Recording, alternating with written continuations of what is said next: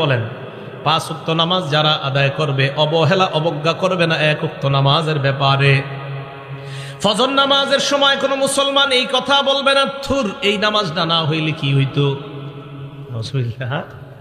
4 ওয়াক্ত তো ঠিক আছে, ফজরটা না হইলে কি হইতো, অবহেলা এমন কেউ বলবে না। 5 ওয়াক্ত নামাজ যারা নিয়মিত আদায় করবে, কানা লাহু আহদুন ইনদাল্লাহি আইয়ুদখিলাহুল জান্নাহ, আল্লাহর ওয়াদা 5 ওয়াক্ত নামাজ করে আমার কাছে তুমি আসো, আমি নিজ জিম্মায় তোমাকে জান্নাতের প্রবেশ করায়া দিব।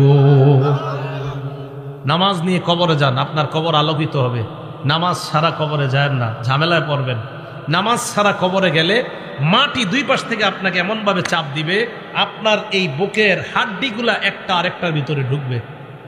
নামাজ ছাড়া কবরে যায় না ভাইও, নামাজ ছাড়া কবরে যায় না। আল্লাহ আমাদের সকলকে 5 ওয়াক্ত নামাজ পড়ার তৌফিক দান করেন। উপকারিতা নাম্বার 5, আমারে আপনারে আল্লাহ সৃষ্টি করছে অস্থিরতা দিয়া, অস্থিরতা। সূরা মাআরিজের 19 থেকে 23 নম্বর আয়াতে আল্লাহ বলেন, ইন্নাল ইনসানা খুলিকা হালুআ, মানুষকে সৃষ্টি করা হয়েছে অস্থির করে। মানুষ সৃষ্টিগতভাবে অস্থির, মানুষ জন্মগতভাবে তার মধ্যে অস্থিরতা কাজ করে।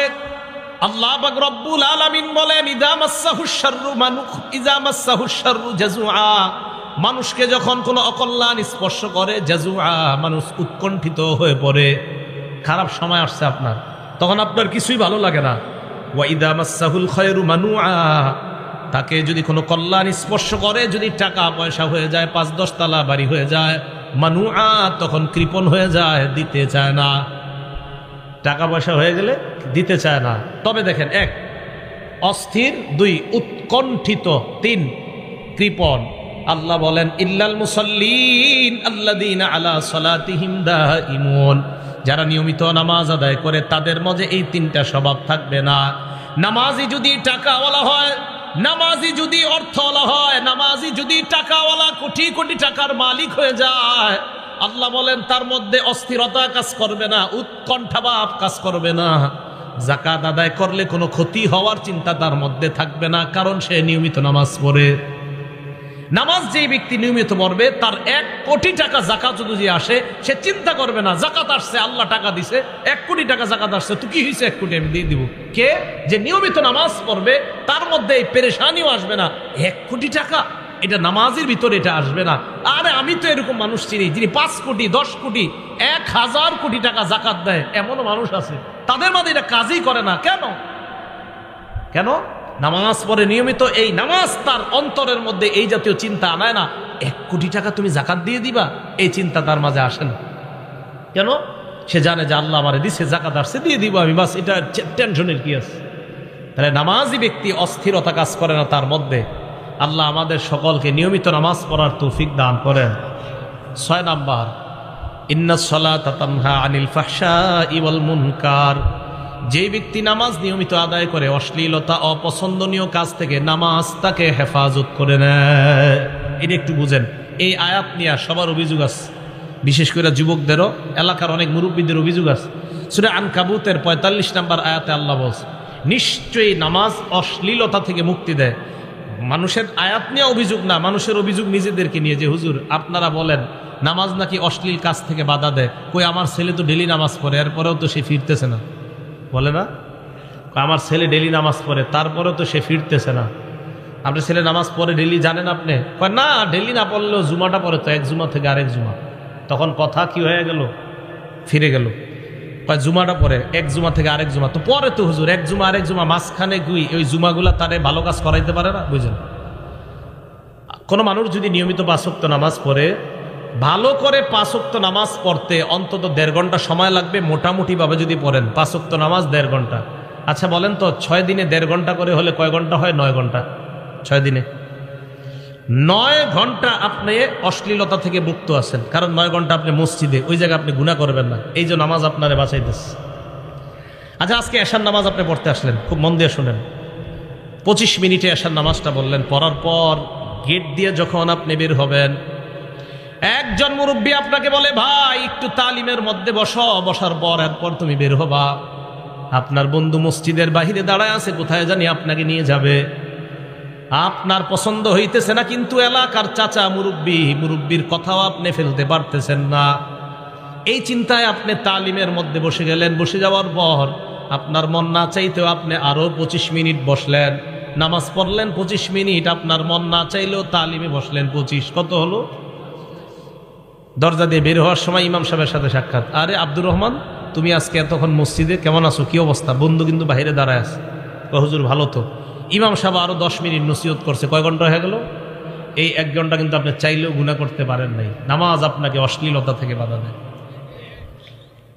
আপনি নামাজ পড়েন, আপনি নিয়মিত পড়েন, কিভাবে যে আপনাকে বাধা দিবে আপনি চিন্তাও করতে পারবেন না। তাহলে বলেন তো, নামাজ যতক্ষণ আমরা মসজিদে আছি অন্তত ততক্ষণ তো একটা ছেলে মসজিদে তার মোবাইলে সিনেমা দেখবে না, নাটক দেখবে না, তার মানে নামাজ তাকে অশ্লীলতা থেকে বাধা দেয়। তাহলে আল্লাহ আমাদেরকে এইভাবে যদি নিয়মিত আমরা নামাজ পড়তে পারি, এক সময় দেখবেন এই নামাজ আমাদেরকে অপছন্দনীয় আর অশ্লীলতা থেকে বাধা দিতে দিতে আল্লাহর ওলির খাতায় আমাদের নাম আল্লাহ লিখে দিবেন। এই গেল 6 নাম্বার। 7 নাম্বারটা একটু মন দিয়ে শুনেন, নামাজ আপনার আগের জিন্দিগির সব গুনাহ মাফ করে দেয়। বিসমিল্লাহ। এই ব্যাপারে আপনাদের সামনে আমি 5টা হাদিস বলি। 1 নাম্বার, মুসলিম শরীফের 428 নাম্বার হাদিস।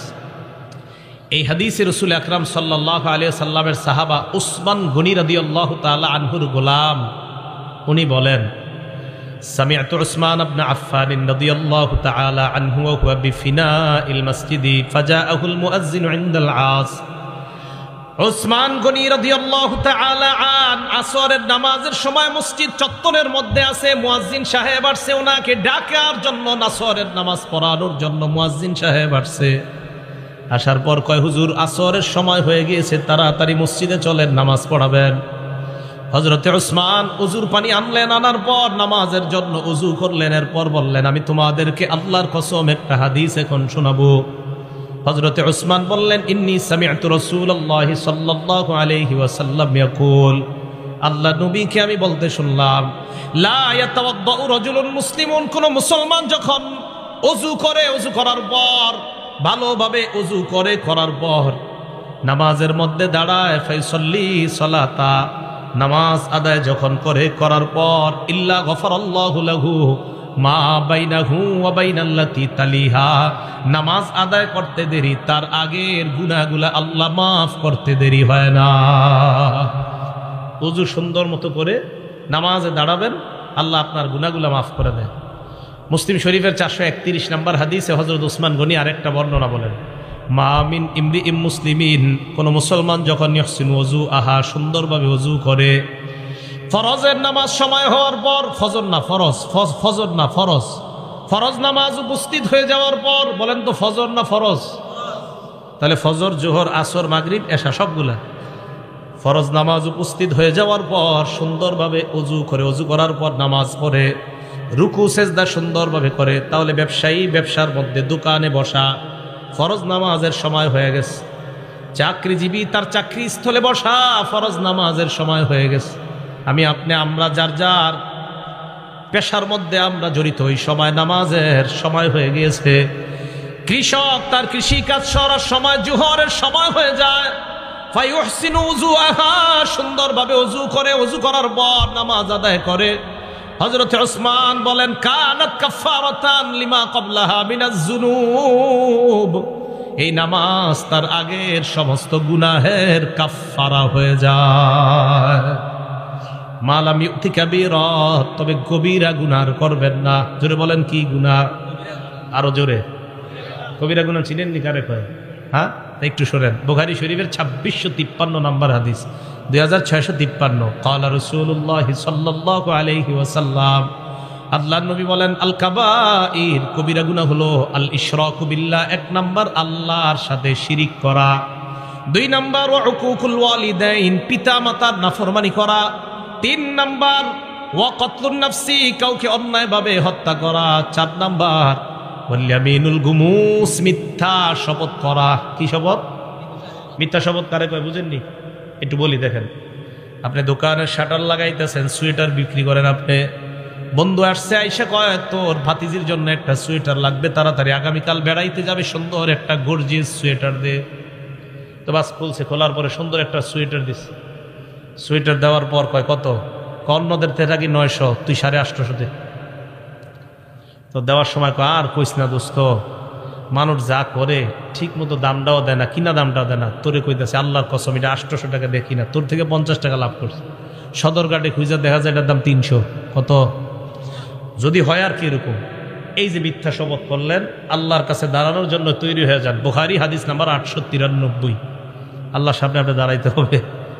আপনি মিথ্যা কথা বইলে আপনার পণ্য আপনি বিক্রি করলেন, কি এরকম হয় কিনা? না হইলে তো নাই, হয় কিনা? হইলে তো এটা গুনাহ। যদি না হয় মাশাআল্লাহ, আপনারা সব আল্লাহর ওলি। কিন্তু যদি এটা না হয়, বরং মিথ্যা কথা বইলা শপথ করে আপনি যদি পণ্য বিক্রি করেন, তা আল্লাহর সামনে দাঁড়ানোর জন্য প্রস্তুত হয়ে যান যে তুমি তোমার ইনকামটা কিভাবে করছো আমার একটু বলো। বিসমিল্লাহ। 4 নাম্বার মিথ্যা শপথ করা। 5 নাম্বার শাহাদাতুজ জুর, মিথ্যা সাক্ষী দেওয়া। মিথ্যা সাক্ষী এমন একটা সাক্ষী যেই সাক্ষীর মাধ্যমে অপরাধী হয়ে যায়, অপরাধী নিরপরাধ হয়ে যায়। 5টা কবিরা গুনার কথা আমরা জানলাম।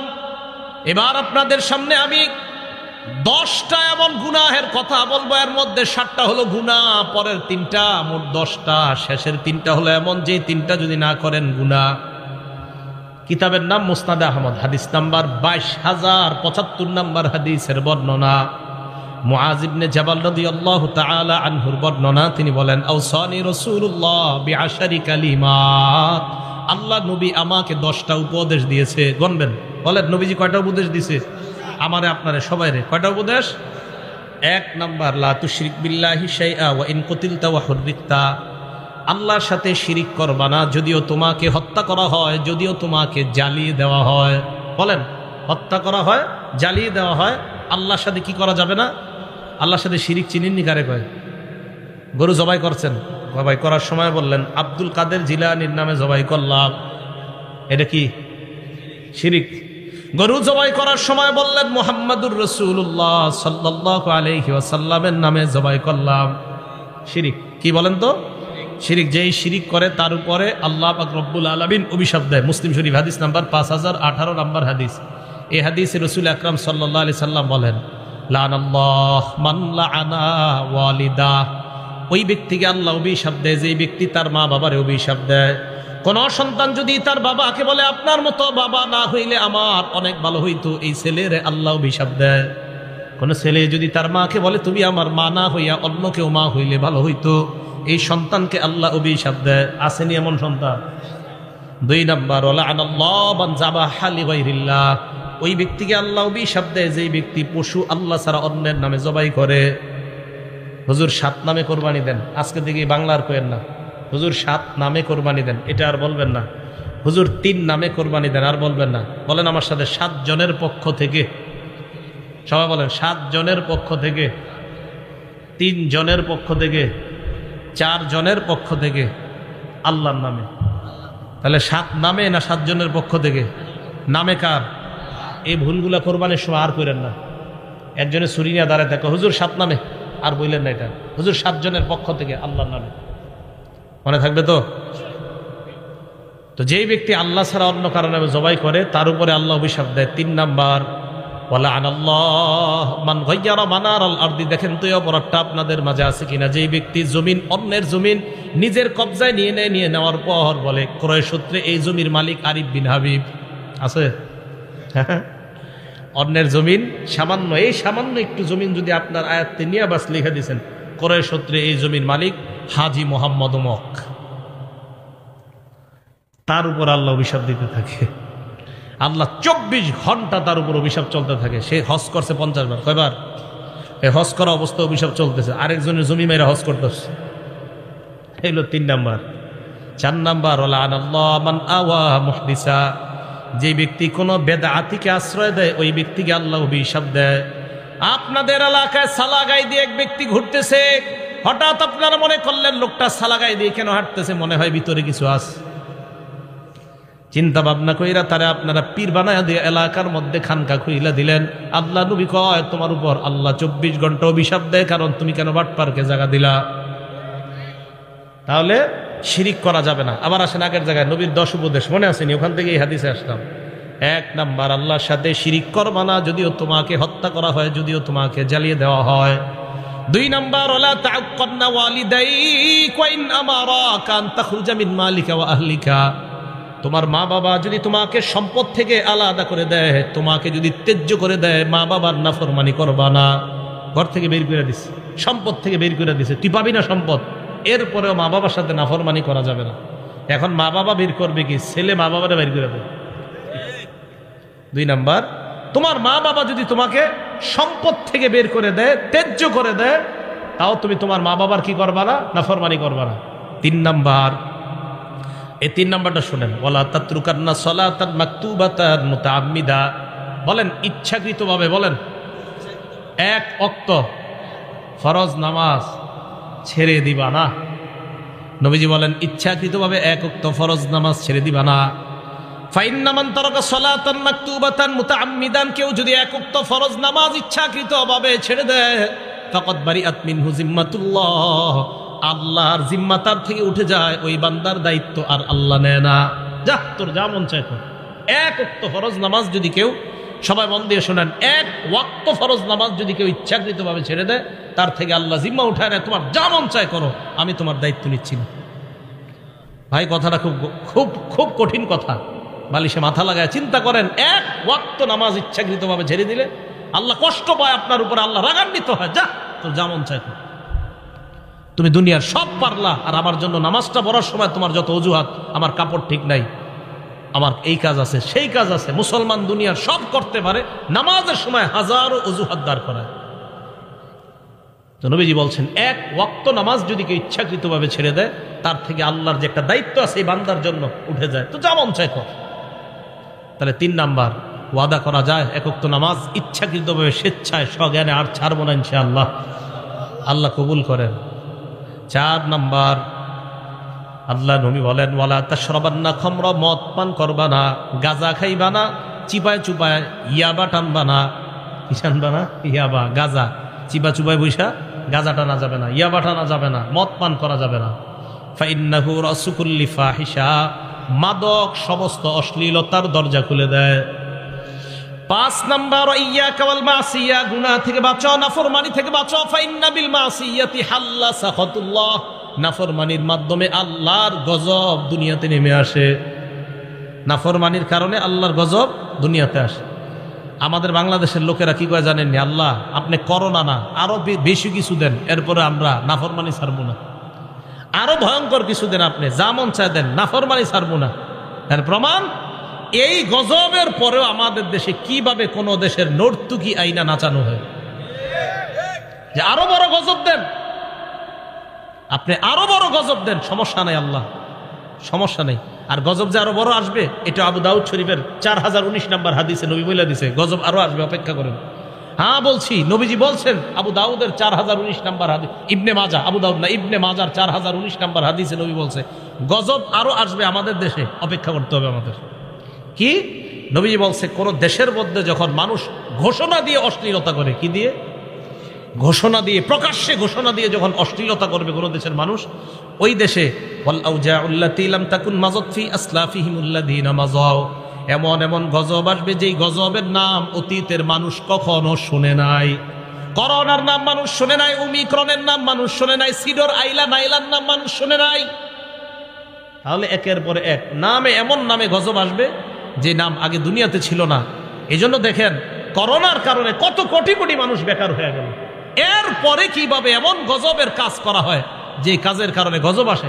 আমি তো মনে করেছিলাম করোনার পরে আমাদের দেশের 90% মানুষ মনে হয় নামাজি হয়ে যাবে, তাদের ধ্যান ধারণা সব পাল্টায় যাবে, কিন্তু না, গজবের ইলেকট্রনিক মিডিয়া আমাদের এই যুব সমাজ সহ পুরা বাংলাদেশ সহ গোটা দুনিয়াটাকে ধ্বংসের দ্বার প্রান্তে নিয়ে গেছে। গজব আরো দেও আল্লাহ, সমস্যা নাই, আরো অপরাধ করবো আমরা, তুমি দেও যেমন চায়। মানুষের ভাবসাব এমন অপরাধের। ওয়াইয়াকা ওয়াল মাসিয়া, 5 নাম্বার নবীজি উপদেশ দিলেন, নাফরমানি কইরো না, নাফরমানির কারণে আল্লাহর গজব আসে। মুসনাদে আহমদ একটা কিতাবের নাম, এই কিতাবের 26,638 নম্বর হাদিসে নবীজি বলছেন, ইজা জহারাতিল মাআসি ফি কওমিন, কোন এলাকায় যখন নাফরমানি ব্যাপকভাবে হবে, আম্মাহুমুল্লাহু বিআযাবিন মিন ইনদিহি, ওই এলাকার ভালো খারাপ সবার উপর আল্লাহ গজব দিবে। ভালো খারাপ সবার উপর। সাহাবারা কয়, হুজুর ভালো মানুষের উপর কেন দিবে? নবীজি বলেন, গজব আসবে যখন ভালো খারাপ দেখবে না, সবার উপর আসবে গজব। করোনায় ভালো মানুষ মারা গেছে না? ভালো মানুষও মারা গেছে, তাহলে গজব আসবে সবার উপর। নবীজি বলেন কিয়ামতের ময়দানে ভালো মানুষগুলাকে আল্লাহ আলাদা করে জান্নাত দিয়ে দিবেন। তো বলতেছিলাম 5 নাম্বার উপদেশ, নাফরমানি থেকে বাঁচো। 6 নাম্বার ওয়া ইয়্যাকা ওয়াল ফিরার মিনাজ যাহফি ওয়া ইন হালাকান নাস, জিহাদের ময়দানে সবাই যদি ধ্বংস হয়ে যায় তুমি জিহাদের ময়দান থেকে পলায়ন করবা না। 7 নাম্বার ইযা আসাবান নাস মাউতুন, কোন এলাকার মধ্যে যদি মহামারী লেগে যায় ওয়া আনতা ফীহিম ফাসবুত, ওই এলাকার মধ্যে যদি তুমি থাকো ওই এলাকা থেকে পালাবা না, ওই এলাকার মধ্যে তুমি অবস্থান করো। কোন এলাকায় মহামারী লাগছে ওই এলাকা থেকে তুমি পালাও না, সেখানেই থাকো। বিসমিল্লাহ। বিশ্ব স্বাস্থ্য সংস্থা ঘোষণা দিল, সারা পৃথিবীতে লকডাউন দিল, আর বলল কি যে যেখানে আছে সেখান থেকে যেন বের না হয়। এটা বিশ্ব স্বাস্থ্য সংস্থার ঘোষণা কিছুদিন আগে। আমাদের নবী 1500 বছর আগে বলে দিছে এই ঘোষণা। তার মানে মুসলমানদের পক্ষ থেকে আমরা দাবি জানাই, ও অমুসলমান সম্প্রদায় যারা আছেন পুরা পৃথিবীতে এই ঘোষণা আপনারাও মেনে নেন। আমাদের নবী মানুষদের মধ্যে সবচেয়ে শ্রেষ্ঠ গবেষক ছিলেন। না হয় কিভাবে বলে দিলেন যেই দেশে মহামারী লাগবে সেখানেই থাকো, সেখান থেকে বের হয়েও না। বিশ্ব স্বাস্থ্য সংস্থা এখন কইছে, আমাদের নবী 1500 বছর আগে। 7 নাম্বার, যেখানে মহামারী লাগে সেখানে থাকো, বের হয়েও না। 8, 9, 10 নাম্বারটা মন দিয়ে শুনেন সব অভিভাবকরা। 8 নাম্বার ও আনফিক আলা ইয়ালিকা মিন তাওলিকা, তুমি তোমার সামর্থ্য অনুযায়ী সাধ্য অনুযায়ী পরিবারের উপর খরচ করবা। বেতন আপনার 15,000, আপনার সন্তান আপনার কাছে একটা মোবাইল চেয়েছে, মোবাইলের দাম 20,000। বেতন কত? মোবাইলের দাম কত? পরিবারে চালাবেন কিভাবে? এই সন্তান ওই বাবারে তখন সুদ নামক গুনাহে লিপ্ত করে। ওই বাবা তখন ছেলের দিকে তাকায় বাধ্য হয়ে ব্যাংক থেকে সুদ আনে। কি করবে? ছেলে কয় মোবাইল যদি না দাও আমি পড়াশোনা করব না। কি কথাগুলো ঠিক না? তো সাধ্য অনুযায়ী তুমি তোমার পরিবারের উপর খরচ করো, এটা হলো 8 নাম্বার।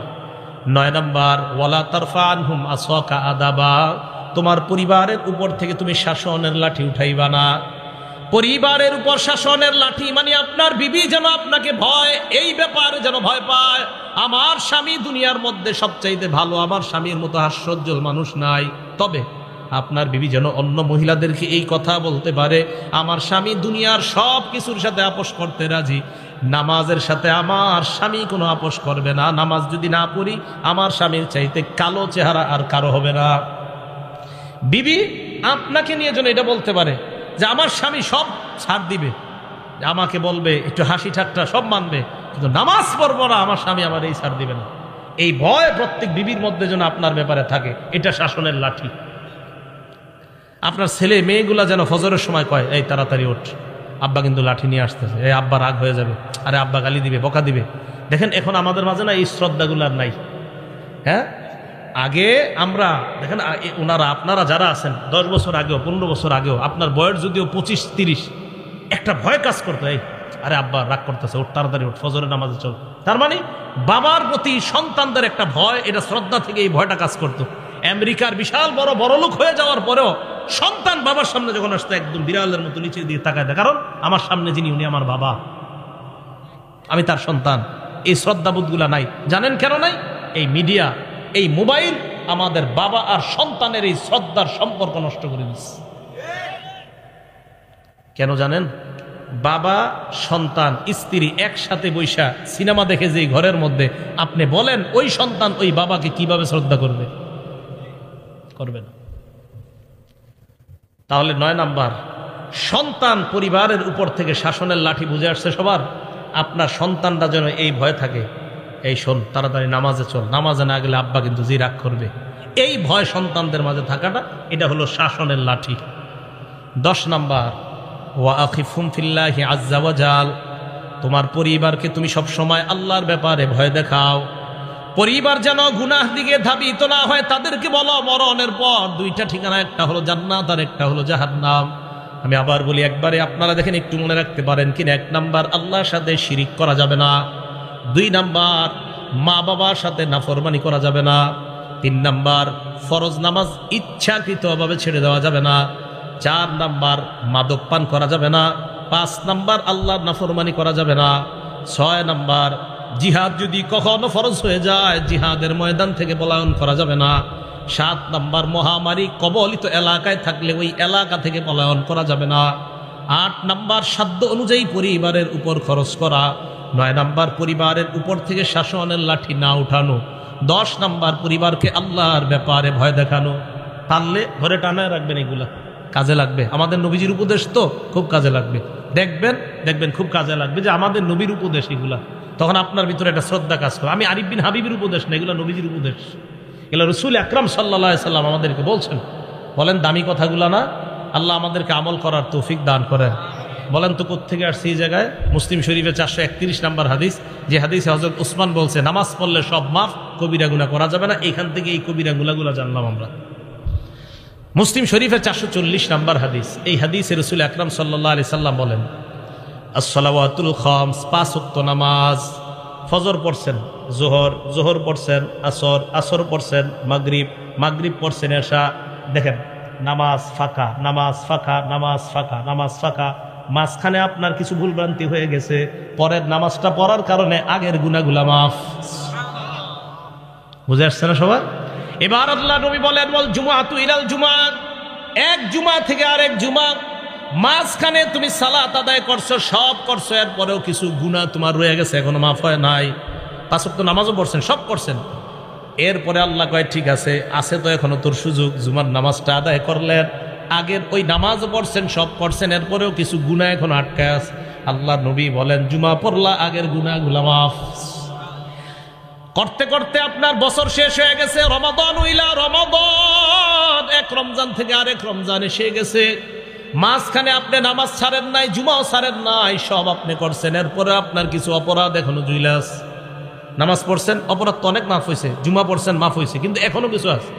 আল্লাহ নবী কয় রমজান মাস পাইলা, সুন্দরভাবে রমজান আদায় করো, আগের 1 বছরের সব মাফ। মুকাফফিরাতুন মা বাইনাহুন্না, আগের যা আছে সব মাফ। রমজানটা সুন্দরভাবে কাটানোর তৌফিক দান করেন। মুসলিম শরীফের 1409 নম্বর হাদিস, এই হাদিসে রাসূল আকরাম সাল্লাল্লাহু আলাইহি সাল্লাম বলেন মাসালুস সালাওয়াতিল খামসি কামাসালি নাহরিন জারিন গামরিন আলা বাবি আহাদিকুম ইয়াগতাসিলু ফীহি কুল্লা ইয়াউমিন 5 মাররাত। তোমাদের কারো বাড়ির দরজার সামনে একটা পুকুর আছে, প্রবাহিত পুকুর, প্রবাহমান একটা নদী আছে, এই নদীর মধ্যে তুমি 5 বার গোসল করলা অথবা ওযু করলা। বলেন তো আমরা যদি আমাদের ঘরের সামনে একটা নদীর মধ্যে 5 বার গোসল করি, শরীরে ময়লা থাকবে? নবী বলেন 5 ওয়াক্ত সালাত তুমি আদায় করে নাও, তোমার জিন্দেগীর গুনাহগুলা ওই ময়লার মতো আল্লাহ ধুয়ে মুছে সাফ করে দেয়। আচ্ছা আরেকটা বর্ণনা আপনাদের শোনাই, নাম ফাতহুল বারি, 4 নম্বর খণ্ড, 344 নম্বর পৃষ্ঠা। তবে এই ফাতহুল বারির লেখকের নাম ইবনে রজব। আব্দুল্লাহ ইবনে মাসউদ রাদিয়াল্লাহু তাআলা আনহু বলেন তাহতারিকুনা, গুনাহের আগুনে তোমরা জ্বলতেছো। ফাইদা সাল্লাইতুমুল ফাজরা, ফজর নামাজ যখন তুমি পড়লা, গসালাতহা, তোমার জিন্দেগির এই গুনাহ নামক ছাইগুলা ফজরের নামাজ ধুয়ে মুছে সাফ করে দেয়। এবার কি করে দেখেন, সুম্মা তানামুনা, এরপর তোমরা ঘুমাইবা, ঘুমানোর পর ফালা ইউক্তাবু আলাইকুম হাত্তা তাস্তাইফিজুন, ঘুমানোর পর তোমরা ফজর নামাজের আগ পর্যন্ত ঘুমাইলা, উঠার পর ফজরের সালাত আদায় করলা, আর তোমার আমল নামায় কোনো গুনাহ লেখা হয় না। কেন লেখা হয় না জানুনি? তুমি এশা পড়লা, উইঠা আবার ফজর পড়লা, মাঝখানে ঘুমাইলা, এই ঘুমের মধ্যে তুমি কাটাইলা, আল্লাহ তোমাকে ইবাদতের মধ্যে গণ্য করে নেয়। এটা জানেননি আপনারা? ফজর নামাজ যদি জামাতে পড়তে পারেন তাহলে তো আরো ঘটনা। কি এশার নামাজ জামাতে পড়ছেন, ফজর নামাজও জামাতে পড়ছেন। বলেন এশা কিসে পড়ছেন? জামাতে। ফজরও ক্বালা রাসূলুল্লাহ সাল্লাল্লাহু আলাইহি ওয়াসাল্লাম, আল্লাহ নবী বলেন মান সাল্লাল ফাজরা মান সাল্লাল ইশা আবি জামাআ, কোন ব্যক্তি যদি এশার নামাজ জামাতের সাথে আদায় করে, আদায় করার পর ওই ব্যক্তি ঘুমাইলো, আল্লাহ নবী বলেন ফাকান্নামা কামা নিসফাল লাইল। হাত উঠানো দরকার নাই। আজকে যারা এশার নামাজ জামাতের সাথে আদায় করছেন, আপনারা একটু পরে ঘুমায় যাবেন। আল্লাহ নবী কয় এশার নামাজ জামাতে আদায় করছেন, অর্ধেক রাত দাঁড়ায় ইবাদত করলে যেই সওয়াব, আপনি ঘুমের মধ্যে ওই সওয়াব পেয়ে যাবেন। এরপর আপনি উঠা ফজরের নামাজ জামাতে আদায় করলেন, বলেন ইনশাআল্লাহ। আগামীকাল যদি আপনারা সবাই ফজরের নামাজটা জামাতে আদায় করেন, নবী বলেন ফাকাদ নামাজ সাল্লাল লাইলা কুল্লাহ, সারা রাত নামাজের সওয়াব পেয়ে যাবেন। মুসলিম শরীফের হাদিস, 1377 নম্বর হাদিস। তাহলে নামাজ যদি আমরা পড়ি, এশা পড়ে যদি ঘুমাই, আর উঠা যদি ফজর পড়ি, বলেন ঘুম ও ইবাদতে গণ্য করে নিবেন কে? কি পড়বো তো ইনশাআল্লাহ। তাহলে 7 নাম্বার, নামাজ পড়লে গুনাহ মাফ করে দেয় আল্লাহ। 8 নাম্বার, নামাজ পড়লে আমার আপনার মর্যাদা আল্লাহ বাড়ায় দেয়। মুসলিম শরীফের 480 নম্বর হাদিস। নবীজির গোলাম সাওবান রাদিয়াল্লাহু তাআলা আনহুর কাছে এক ব্যক্তি আসছে। আসার পর প্রশ্ন করলেন, আমাকে এমন একটা আমলের ব্যাপারে বলো যে আমলটা করলে আমাকে আল্লাহ জান্নাত দিবেন। 3 বার এই প্রশ্ন করছে। 3 বার এই প্রশ্ন করার পর নবীজির গোলাম বললেন, সালতু আন যালিকা নবী সাল্লাল্লাহু আলাইহি ওয়াসাল্লাম, আমি আল্লাহ নবীকে এই প্রশ্নটা করেছিলাম মর্যাদা কিভাবে বাড়ে। নবীজি জবাব দিলেন, আলাইকা বিকাসরাতিস সুজুদ, তুমি বেশি বেশি সিজদা দিবা। নামাজ যত পড়বা তত তোমার সিজদা হবে। ফাইন্নাকা লা তাসজুদু লিল্লাহি সাজদা, আপনি যখন একটা সিজদা দেন, ইল্লা রাফাকাল্লাহু বিহা দারাজা, এই এক সিজদায় আপনার মর্যাদা বেড়ে যায়। আবার সিজদা দিলেন আপনার গুনাহ মাফ হয়ে যায়। এক সিজদা দিলে মর্যাদাও বাড়ে, গুনাহ মাফ হয়। আরেক সিজদা দিবেন, আবার মর্যাদা বাড়ে, আবার গুনাহ মাফ হয়। এবার আপনাদের কাছে আমি জানতে চাই, নবীর কাছাকাছি জান্নাতে কারা থাকতে চান? আসলে থাকতে চান? হাত নামান। এটা হলো 9 নম্বর উপকারিতা। নামাজ পড়লে নবীর কাছে থাকতে পারবেন। দলিল মুসলিম শরীফের 481 নম্বর হাদিস। নবীজির সাহাবা নাম মনে রাখবেন, রবিআ ইবনে কাব। বলেন কি নাম?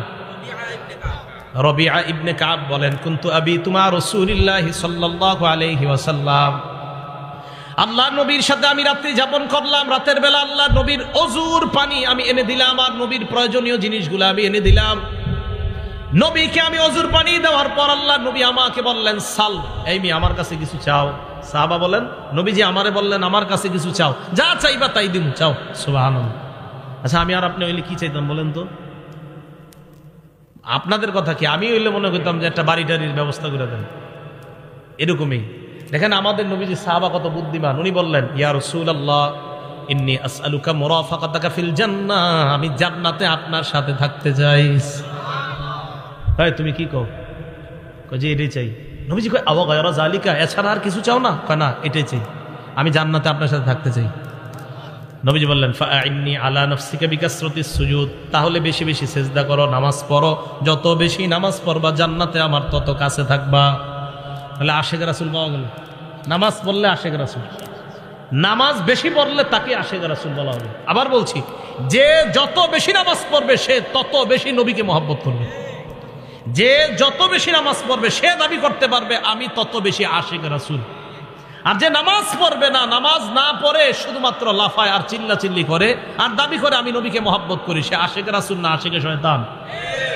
নামাজ পড়তে হবে, নামাজ ছাড়া যাবে না। আপনি চিন্তা করেন, একদিনও নামাজ পড়ে না, বছরে একটা অনুষ্ঠান করে লাফায় আর আমার ভিতরে নবীর প্রেম আছে। আরে তাহলে বলেন তো, আশেক রাসূল কি নামাজ ছেড়ে দিলে হবে না নামাজ পড়লে? নবীজির কাছে থাকা যাবে নামাজ ছাড়লে না পড়লে? আমি এটা যে মানি, আমার মন চাই এই হাদিসটা আমি পুরো বাংলাদেশের ঘরে ঘরে গিয়ে বলি যে নামাজ পড়লে আশেক রাসূল হয়, নামাজ না পড়লে হয় না। এই যে নবী বলছেন, মুসলিম শরীফের 481 নম্বর হাদিসে নবী বলছেন যে তুমি যত সেজদা করবা জান্নাতে আমার তত কাছে থাকবা। আমি আপনি বলতেছি না, নবীর প্রেম যত থাকবে তত জান্নাতে। নামাজ পড়ি আর না পড়ি, নাউজুবিল্লাহ। আমার নবী কয় না, যত বেশি নামাজ পড়বা তত বেশি তোমার মাঝে আমার মহব্বত পয়দা হবে আর তুমি তত কাছে আমার জান্নাতে থাকবে। নবী বলে একটা, আমি আপনি স্লোগান দিয়ে আর একটা, কিভাবে হবে? এগুলো 9 নম্বর কথা, নামাজের উপকারিতা। যত বেশি নামাজ তত নবীর কাছে জান্নাতে। 10 নম্বর, আপনারা আজকে এশার নামাজে হাইটা হাইটা মসজিদে গেছেন কারা? দেখি এইবার হাত তোলেন, সমস্যা নেই। হাইটা হাইটা গেছেন না মসজিদে? হাত নামান। হাইটা যারা মসজিদে গেছেন, মুসলিম শরীফের 1407 নম্বর হাদিস। ক্বালা রাসূলুল্লাহি সাল্লাল্লাহু আলাইহি ওয়াসাল্লাম, আল্লাহ নবী বলেন, মান তাতাহহারা ফি বাইতিহি, যে ব্যক্তি ঘরে ওযু করে। তাহলে একটা সুন্নত যদি পারেন পালন করেন, পারেন যদি ওযুটা ঘরে করবেন। করার পর এরপর আপনি ঘর থেকে বের হলেন, এই যে দরজা দিয়ে এই যে বাহিরে পাটা রাখছেন, মসজিদে যাবেন। কানাত খতওয়াতা, আপনার 2 পা 2 ভাগ হবে আল্লাহর কাছে। কিভাবে? প্রথম আপনি পাটা রাখলেন, তাহুত্তু খতিআ, পা রাখার সাথে সাথে আপনার গুনাহ মাফ। এরপর আল উখরা তারফাউ দারজা, আরেকটা পা রাখলেন, আপনার মর্যাদা বাড়ছে। তাহলে নামাজের দিকে যদি আপনি যান, সুম্মা মাশা ইলা বাইতিম মিন বুয়ুতিল্লাহ, আপনি যদি ওযু করার পর আল্লাহর কোনো ঘরের দিকে রওনা করেন, 1 পা ফালাইবেন গুনাহ মাফ, আরেক পা ফালাইবেন মর্যাদা বেড়ে যায়। তাহলে যত বেশি হাইটা মসজিদে যাবেন তত সওয়াব। এক সাহাবা অনেক দূর থেকে মসজিদে আসতো, অন্যান্য সাহাবারা কয়, মিয়া তুমি একটা বাহন কিনতে পারো না, বাহন দিয়ে আসবা? কয় না, নবীজি বলছে যত হাইটে আসবো তত সওয়াব। ভাই আমি বাহন কিনি না। ভাই মিয়া তুমি মসজিদের আশেপাশে ঘরটা বানাইতে পারো না? ভাই না, নবী বলছে যত দূর থেকে আসবো তত বেশি সওয়াব। তাহলে 10 নাম্বার, যত বেশি হাইটে আমরা মসজিদে যাব তত বেশি সওয়াব। 11 নাম্বার, মসজিদে সকাল সন্ধ্যা কয়বার যাই আমরা? বলেন কয়বার যাই? 5 বার। বুখারী শরীফের 662 কত হয়? 600। আমি আবার এটা করাই প্রত্যেক মাহফিলে। এটি বলাই কেন জানে? চা স্টলের সামনে আমরা গিবত শেখাত না করে এমনি ঘুমু। হুজুর কালকে 662 কইছে, কয় কি? কয় বুখারী শরীফের 662 নাম্বার। ভাই আমি চাইতেছি আমাদের মুসলমানদের কথাবার্তাগুলো এরকম হয়ে যাক। চা স্টলের সামনে বৈশা গিবত শেখায়তের পরিবর্তে এগুলা হোক যে বুখারী শরীফের হুজুর শিখাইছে 3-3-3-1 3331 নাম্বার হাদিস। ওই জায়গায় কি কইছে? ওই জায়গায় বলছে ইস্তাউসু বিন নিসা, মহিলাদেরকে খালি ওয়াজ করো, পিটাইও না, খালি ওয়াজ করো, ওয়াজ করো। সুবহানাল্লাহ। আবু দাউদ শরীফের 3-3-1 3331 নাম্বার হাদিস। কইতে সুন্দর লাগে না কথাগুলা? ওইখানে আবার কি কইছে? ওই জায়গায় বলছে এমন একটা সময় আসবে যে সময় সবাই মিছিল দিয়া সুদ খাবে, কেউ বাকি থাকবে না। ডাইরেক্ট যদিও না খায়, সুদের হাওয়া সবার গায়ে লাগবে, নবীজি বলছেন এরকম। 3370 নাম্বার হাদিস বুখারী শরীফের। ওখানে আবার কি? ওখানে নবী দুরূদ শিখাই দিয়েছে। কোন দুরূদ? যেটা নামাজে পড়ি। সুবহানাল্লাহ। আল্লাহুম্মা সাল্লি আলা মুহাম্মাদ ওয়া আলা আলি মুহাম্মাদ। এই বিষয়গুলো আমি চাইতেছি মুসলমানদের মুখে মুখে চা স্টলের সামনে এইগুলো আলোচনা হোক, গিবত শেখায়ত না হোক। তো বলতেছিলাম বুখারী শরীফের 662 কত হয়? 600। বলেন না একটু, আমরা আলোচনা করি। 662 কত হয়? 662। এই হাদিসে রাসূল আকরাম সাল্লাল্লাহু আলাইহি সাল্লাম বলেন, মান গাদা ইলাল মসজিদি ওয়া রাহা, কোন ব্যক্তি যখন সকাল সন্ধ্যা মসজিদে যায়, আ'আদাল্লাহু লাহু নুজুলাহু মিনাল জান্নাতি কুল্লামা গাদা আও রাহা, যতবার মসজিদে যায় ততবার তার জন্য জান্নাতে মেহমানদারি প্রস্তুত হয়ে যায়। পেট রেডি করেন তাড়াতাড়ি খাওয়ার জন্য। কি পরিমাণ খাইবেন দেখি জান্নাতে গিয়ে। যতবার মসজিদে যাবেন ততবার মেহমানদারি। তাহলে আমরা যতবার মসজিদে যাচ্ছি চিন্তা করেন কি পরিমাণ খানা আল্লাহ আমাদের জন্য রেডি করে রাখছে। এগুলো 11 নম্বর ফজিলত নামাজের, যে যতবার নামাজে যাবেন ততবার জান্নাতে মেহমানদারি। 12 নম্বর ফজিলত। আচ্ছা, নামাজ পড়ার পর আপনারা অনেকে বৈশা থাকেন না মসজিদে? সুবহানাল্লাহ, আলহামদুলিল্লাহ, লা ইলাহা ইল্লাল্লাহ, আল্লাহু আকবার, বসে বসে তাসবিহ পড়েন। আপনি তাসবিহ পড়েন না, কিচ্ছু করেন না, এমনি বসে রয়েছেন নামাজ পড়ে। আল্লাহ বসে রয়েছেন মসজিদের এক কোনায়, অজু অবস্থায় বসে রয়েছেন, বসে বসে ঘুমাইতেছেন, অজু অবস্থায় বসে বসে ঘুমাইতেছেন, বসে রয়েছেন, কোনো কাজ করতেছেন না। নবীজি সাল্লাল্লাহু আলাইহি সাল্লাম বলেন, বুখারী শরীফের 2119 নম্বর হাদিস, 2119 2119, ঠিক না? 2119 2119। এই হাদিসে রাসূল আকরাম সাল্লাল্লাহু আলাইহি সাল্লাম বলেন, আল মালাইকাতু তুসাল্লি আলা আহাদিকুম মা দামা ফি মুসাল্লাহুল্লাযী ইউসাল্লি ফীহ। নামাজ পড়ার পর মুসল্লি যেই জায়গায় বসে আছে, বসে থাকার পর ওই মুসল্লি যতক্ষণ মসজিদ থেকে বের না হয়, ফেরেশতারা তার জন্য আল্লাহর কাছে 2টা দোয়া করতেই থাকে। 1 নাম্বার ফেরেশতারা বলে, আল্লাহুম্মা সাল্লি আলাইহি, মাবুদ তুমি এই বান্দার উপর শান্তি নাজিল করো। মাবুদ গো, বেচারা পেরেশানি হয়ে মসজিদে বসে আছে, আল্লাহ আমরা ফেরেশতারা বলতেছি তারে তুমি শান্তি দিয়ে দাও। ভাই কিভাবে বুঝাবো আপনাদের? আপনি পেরেশান হয়ে মসজিদে গিয়ে বসে রয়েছেন, ফেরেশতারা আল্লাহ রেখে আল্লাহ তারে শান্তি দাও।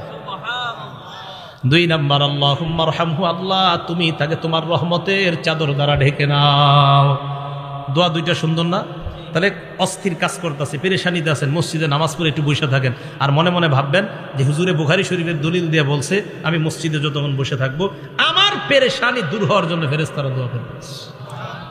এগুলো 12 নাম্বার উপকার।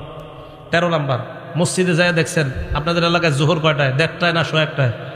আচ্ছা 1:01 ধরে নিই আমরা। মসজিদে গেছেন, আপনি যাওয়ার পরে সুন্নত পড়ে দেখতেছেন 20 মিনিট বাকি আছে, বসে রয়েছেন, কোনো কাজ নাই। এই যে আপনি বসে রয়েছেন, আরো 20 মিনিট বসে থাকবেন, আপনি এমনি বসে রয়েছেন, অটোমেটিক গাছের পাতার মতো আপনার গুনাহ জোরে পড়তেছে। দলিল মুসলিম শরীফের 475 নম্বর হাদিস। ক্বালা রাসূলুল্লাহ সাল্লাল্লাহু আলাইহি ওয়াসাল্লাম, আল্লাহ নবী বলেন, আমি কি তোমাদেরকে এমন 3টা আমলের কথা বলবো না যেই 3টা আমল করলেই তোমাদের গুনাহ অটোমেটিক মাফ হইতে থাকে? 1 নাম্বার, ইসবাগুল ওযুই আলাল মাকারিহ। তুমি অপছন্দ মানে কষ্ট হইতেছে অজু করতে, কষ্ট, এরপরেও তুমি অজু করা, অজু করতে কষ্ট হইতেছে এরপরে অজু করা। অজু করতে কষ্ট হয়, মনে করেন এই জায়গায় একটু সমস্যা আছে, তো আপনি আস্তে ধীরে অজু করতেছেন, কষ্ট। 1 নাম্বার কষ্ট হইল অজু করা। 2 নাম্বার, কাসরাতুল খুতা ইলাল মাসাজিদ, হাইটা বেশি বেশি মসজিদে যাওয়া। 3 নাম্বার, ইন্তিজারুস সালাতি বাদাস সালাহ, নামাজের অপেক্ষায় বসে থাকা। এই 3টা আমল তোমরা করতেছো, গাছের পাতার মতো গুনাহ জড়ে পড়ে যায়। এই জায়গায় গাছের পাতা শব্দটা নাই, এখানে আসছে গুনাহ জড়ে পড়ে। আরেক হাদিসে আসছে নবীজি সাল্লাল্লাহু আলাইহি সাল্লাম বের হইতেছে, সাহাবা তাকায় রইছে, তো মাথায় লাইগা গাছের পাতা ঝরে পড়তেছে, তাকায় রইছে, নবীজি বলেন কি ব্যাপার, আশ্চর্য হইতেছো, গাছের পাতা পড়তেছে? এই গাছের পাতাগুলা যেইভাবে পড়ে নামাজ পড়বা এইভাবে তোমার গুনাহগুলা ঝরে পড়েছে। তাহলে 13 নাম্বার আমরা জানলাম, মসজিদে গিয়া অপেক্ষা করলেও কোনো লস নাই। কিন্তু আপনারা কি করেন জানেন, 1:01টার সময় যদি 1:16 বাজে যায় অথবা 17 ইমাম সাহেব আসে না, সবাই একসাথে মিছিল দিয়া, হুজুর আসে না কেন হুজুর আসে না কেন? এখন থেকে আর এটা করবেন না। কেন? যে হুজুর আসতে 2 মিনিট দেরি হইলে আমার লাভ, 2 মিনিট আরো গুনাহ ঝরবে। ঠিক আছে না? এই গেল 13। 14 নাম্বার আবু দাউদ শরীফের 558 নম্বর হাদিস।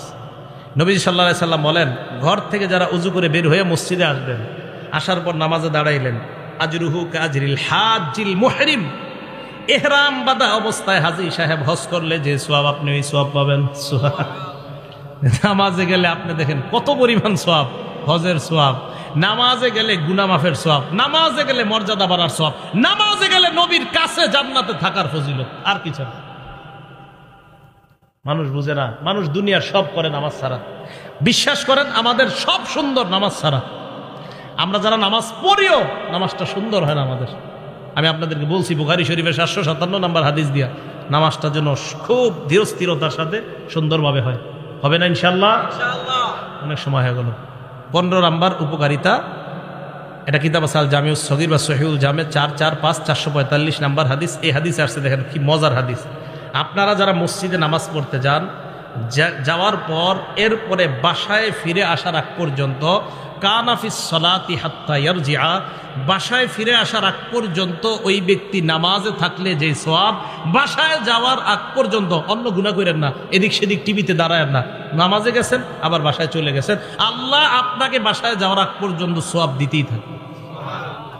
লস আছে? নাই। আল্লাহ পাক রব্বুল আলামিন যে কথাগুলো শুনলাম বললাম, আমাদেরকে আমল করার তৌফিক দান করে।